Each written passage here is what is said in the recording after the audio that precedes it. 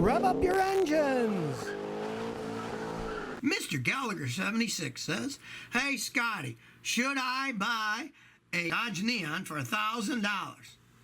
Well, you know, they're junky cars. But that said, if it's low mileage and it runs okay, $1,000 is nothing for a car these days. I've had some customers get them and drive them for a few years, and they were happy enough. But before you buy it, you want to road test it, and at least have a mechanic like me put a scan tool on and say, okay, the data's good, it seems to be running good, there's no codes, go ahead and buy it for $1,000.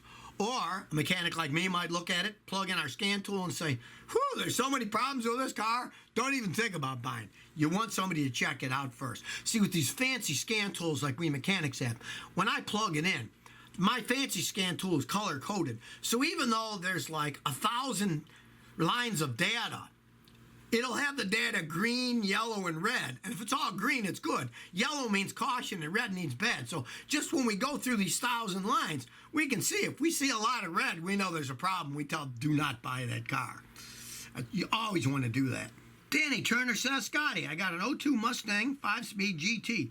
When I accelerate, there's a shaking and loss of power like the exhaust is clogged. Feels like torque converter is kicking in, but it isn't. Any idea? Okay. If it's when you accelerate, the first thing you want to do, just change your fuel filter. Because if the fuel filter is clogged, you won't get enough fuel, and that's exactly what will happen. Now, if that doesn't fix it, then you want to pressure test the fuel pump. Because if the fuel pump doesn't have enough pressure, it can't accelerate. And that's a very common thing. It's easy to test. Now, if it's not that, it can be dirty fuel injectors. If they're not spraying in fuel, you can have them pressure cleaned. It could be a bad MAF sensor that doesn't read that enough air is coming in, so it doesn't give enough fuel. Lots of things can do it. But the fuel filter and the fuel pump are the first two things to check when you got an acceleration problem like that. James of Flatbush 5H says, Scotty, should I buy a Mitsubishi Galant with the AC out? Depends where you live. If you live here in Texas, no, you're going to sweat to death. You know? You got to have AC. Now, I'm not a Mitsubishi fan, but I've had customers buy used Mitsubishis and bought them cheap and still drove them for years. I mean, what the heck? But if you want AC, you will have no idea what's wrong with the AC system until it's fixed.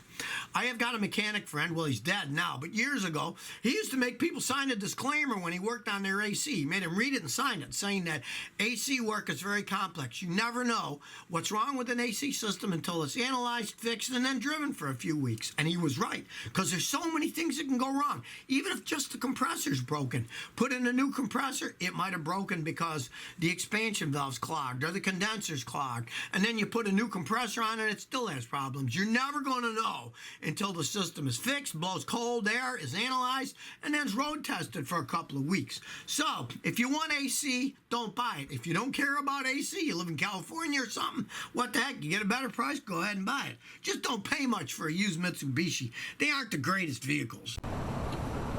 So if you never want to miss another one of my new car repair videos, remember to ring that bell.